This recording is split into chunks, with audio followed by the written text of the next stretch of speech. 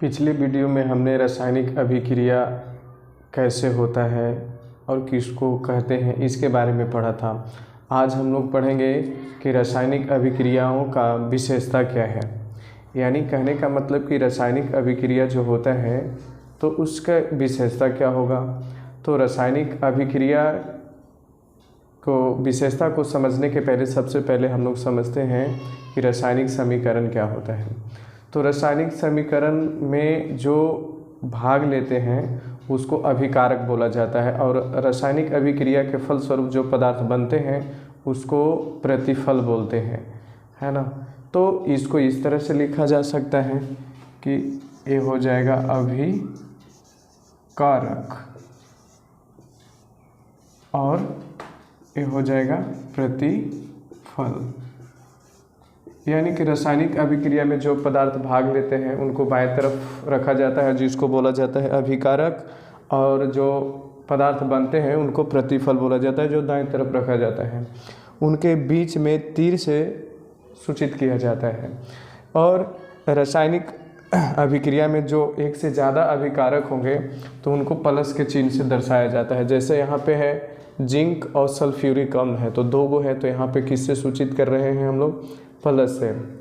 उसी प्रकार रासायनिक अभिक्रिया के फलस्वरूप जो पदार्थ बनते हैं एक से ज़्यादा तो उनको भी प्लस के चिन्ह से दिखाया जाता है। और जो रासायनिक अभिक्रिया जो होता है तो उसके बारे में और भी हम लोग जाने तो रासायनिक अभिक्रिया में जो पदार्थ भाग ले रहा है तो उसकी प्रकृति के बारे में भी जानकारी मिलती है। तो जैसे यहाँ पे है कैल्शियम कार्बोनेट CaCO3, तो इस एक एक्चुअली होता क्या है, ठोस अवस्था में। यानी कि जो हम लोग को रासायनिक अभिक्रिया है उससे हमको पदार्थ के बारे में जान पाते हैं कि वो ठोस है, द्रव है, गैस है, लिक्विड फॉर्म में है, इस सब का जानकारी हो जाता है। तो चलिए पहले इसके बारे में भी जानते हैं कि यदि वो ठोस होगा पदार्थ तो उसको S से सूचित करते हैं, और अगर हो जाएगा गैस तो इसको G से सूचित करते हैं। अगर वो हो जाएगा जलीय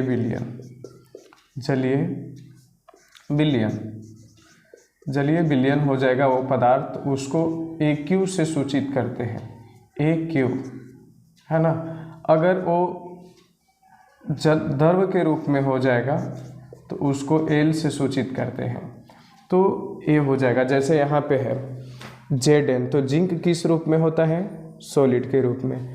जैसे है सल्फ्यूरिक अम्ल तो ये भी कैसा होता है, तो ये जलीय विलयन है ना। और इसमें एक चीज़ और जानने का है कि रासायनिक समीकरण में कि अगर तीर ऊपर की ओर हो तो ये बताता है कि ये जो पदार्थ है वो गैस है, मतलब जिसके बाद लगा हो तो ये बताता है कि गैस है।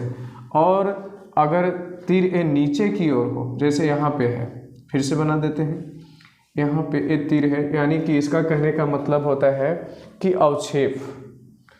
तो ये नीचे के तीर अवक्षेप को बताता है। जैसे अवक्षेप क्या है, तो अवक्षेप को समझने के लिए हम लोग सबसे अपना सिंपल सा एग्जांपल लेते हैं।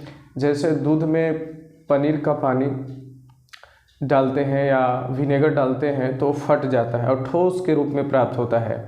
इसका मतलब कि जो वो क्या है, ठोस के रूप में, अवक्षेप के रूप में छलकाया जाता है, तो वही अवक्षेप है। तो अब हम लोग पढ़ते हैं कि रासायनिक अभिक्रियाओं की विशेषता क्या होती है। तो चलिए, तो सबसे पहले होता क्या है, गैस की उत्पत्ति।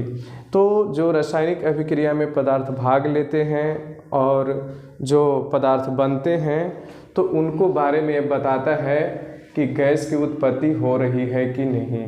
अगर गैस की उत्पत्ति हो रहा हो तो उसके सामने क्या लिखा जाता है, G, या ये वाला तीर का चिन्ह दे दिया जाता है, ठीक है। अवक्षेप का बनना, तो अभी हमने बताया कि रासायनिक अभिक्रिया में अगर पदार्थ भाग ले रहे हैं तो जो प्रतिफल बनते हैं तो उसमें कुछ अवक्षेप भी बनता है। तो अवक्षेप के लिए हमने क्या बताया कि वो तीर नीचे की ओर है। जैसे सिल्वर नाइट्राइड और HCl अभिक्रिया करता है तो सिल्वर क्लोराइड बनाता है जो अवक्षेप के रूप में प्राप्त होता है। रंग में परिवर्तन, यानी कि रासायनिक अभिक्रिया जब होती है तो पदार्थ का रंग में परिवर्तन होता है। जैसे नीले लिटमस पत्र को जब अम्ल में डाला जाता है तो उसका कलर क्या हो जाता है, रेड हो जाता है। यानी कि रासायनिक अभिक्रिया ये भी बताता है कि पदार्थ का रंग परिवर्तन हो जाएगा। अगला है ताप में परिवर्तन। कुछ रासायनिक अभिक्रिया ऐसे हैं जो ऊष्मा लेकर अभिक्रिया करते हैं और कुछ रासायनिक अभिक्रिया ऐसे हैं जो अभिक्रिया होने पर ऊष्मा देते हैं। तो जो रासायनिक अभिक्रिया होने में ऊष्मा लेते हैं उसको बोलते हैं ऊष्माशोषी, और जो रासायनिक अभिक्रिया के फलस्वरूप ऊष्मा को उत्सर्जन करते हैं उसका बोलते हैं ऊष्माक्षेपी। तो कहने का मतलब जैसे यहाँ पे है ना, तो यहाँ पे जब इसको गर्म किया जाता है ना, लिक्विड में डालेंगे तो एक कैल्शियम ऑक्साइड प्राप्त हो जाएगा और CO2, यानी कि यहाँ पे ऊष्मा का उत्सर्जन होता है ना। तो ये हम लोग जान गए। अब आ जाइए अवस्था में परिवर्तन। तो रासायनिक अभिक्रिया में होता क्या है कि कुछ पदार्थ अपने अवस्था में बदल जाते हैं। अवस्था बोला जाए तो पदार्थ की 3 अवस्था है, ठोस, द्रव, गैस।